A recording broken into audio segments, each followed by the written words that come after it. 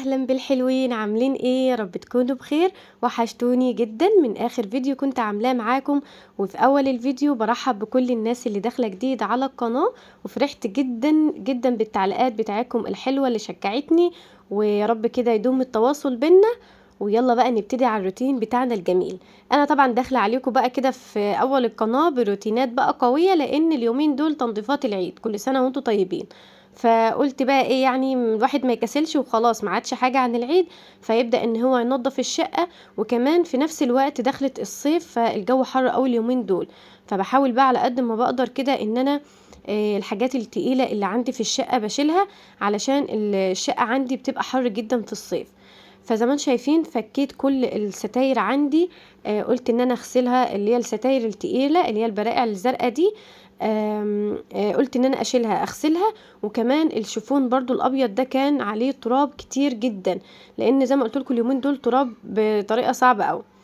فقلت ان انا ان شاء الله هسيب بس كده الستاره البيضه متعلقه، وهعين التاني، لان زي ما قلت لكم ان هو بيبقى تقيل جدا على في الشقه، فبيدي يعني للشقه كده تحس ان هي كلها حر، مفيش ما بتتنفسش كده ومفيش هواء بيدخلها. نجهز بقى كده زي ما انتم شايفين المنظفات بتاعتنا اللي هنبدأ ان احنا ننظف بيها. دايما كده خلي الحاجة بتاعتك في بوكس كده مثلا، او في حاجة في يعني تكون لما الحاجات كلها، علشان مش كل شوية بقى هتروحي المطبخ تجيبي حاجة بحاجة وكده، وانت طبعا بتكوني بتنظفي والجو حر. ف ده لوحده هيخليكي اصلا زهقتي من غير ما عملتي اي حاجة. فلمي كده الحاجات اللي انت هتنظفي بيها في بوكس، وابدأي بقى خدي منها الحاجة اللي انت محتاجاها.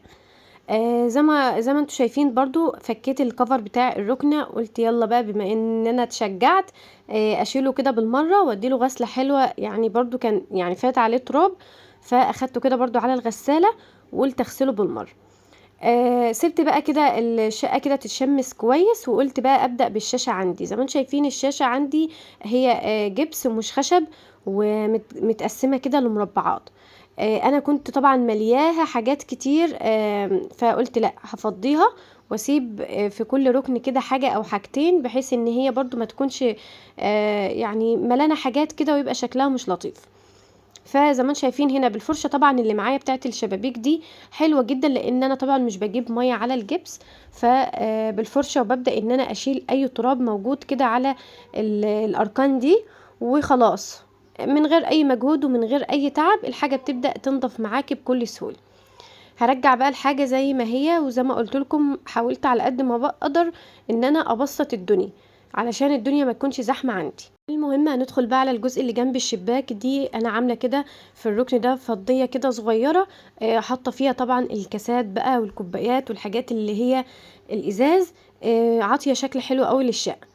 فبما انها كده جنب الشباك كانت يعتبر مليانه تراب، انا طبعا مش بنضفها يوميا او مثلا كل شهر، لان زي ما انتم شايفين فيها الكاسات والحاجات دي كتير، فهيبقى مجهود ان انت بقى تشيلي الحاجات دي كلها وتمسحي والكلام ده.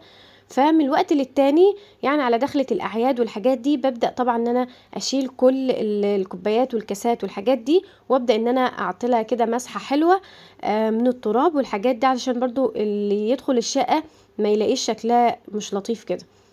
فطبعا انا عملتها كده مع نفسي، واديت لكم بقى اللمسات الاخيره. حطيت طبعا اللي هي الحاجات اللي هي الصغيره الناعمه الحلوه دي، بتدي شكل حلو قوي فيها برضو لمعه حلوه. وظبطت الكاسات زي ما هي وخلاص. مسحتها طبعا من الازاز كله، من طبعا من قدام كده ومن الجنب، علشان برضو تبقى شكلها حلو وما تكونش مطربه.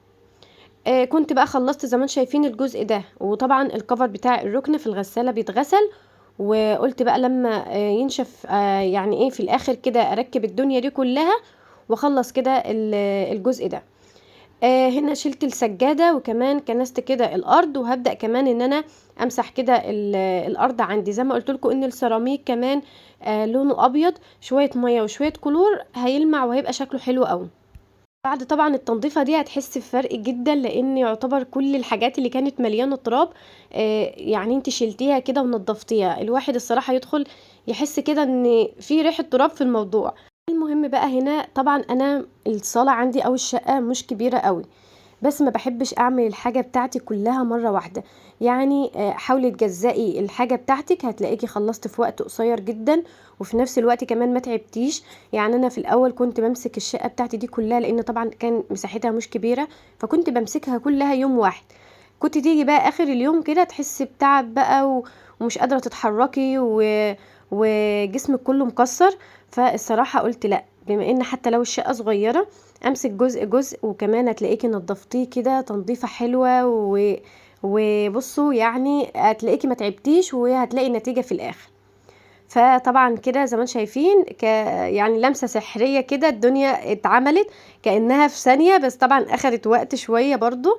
ركبت طبعا الكفر بتاع الركنة، وعلقت كمان الستارة، والسجادة مش هفرشها برضو، لان زي ما قلت لكم ان الجو حر، والسجاد كمان بيحرر عندي الشقة. كان في بقى استفسار سريع كده من حد من المتابعين بتاعي اسمها هند عادل، كانت بتقول لي ان هي فاتحه قناه برضو زي يعتبر من اسبوع، بس القناه مفيش مشاهدات ولا مشتركين ولا اي حاجه. بصي انا يعني القناه دي يعني انا عاملاها جديد، بس انا كنت عامله قناه من 3 سنين، يعني بقالي 3 سنين قناه قبل دي، ويعتبر حرفيا كانت ميته، مفيش مشاهدات، مفيش مشتركين، مفيش كومنتات، مفيش اي حاجه، كأن اليوتيوب ما بيقترحهاش اصلا. ف... فانتي يعني اعملي قناه، لو انت لقيتي القناه استمري عليها لمده شهر. لو لقيتيها نفس يعني مش متشافه، اعملي واحده تانية غيرها، وابدأي انشري عليها برضو، وشوفي الدنيا فيها ايه. القناة لو هتترفع معاكي او هتتشاف، يعني اليوتيوب هيقترحها، هتلاقي من تاني فيديو او تالت فيديو هتحطيه هتبدأ ان طبعا يجيلك عليها كومنتات وتتشاف اكتر. فانتي استمري عليها لمدة شهر، لو مفيش نتيجة سيبيها خالص، وابدأي افتحي قناة جديدة، وان شاء الله كده ربنا يكرمك. وبرضو يعني تظبطي كمان الصورة المصغرة، الحاجات اللي زي دي بتفرق جدا في اليوتيوب. المهم انا طبعا عدت معاكم المقطع ده، لان الفيديو اللي انا مصوراه كان قصير جدا، بس حبيت ان انا اوضح لكم الاستفسار ده. وخلاص هنا وصلنا لاخر الفيديو، ما تنسوش يا حلوين الاشتراك في القناة، ومع السلامة.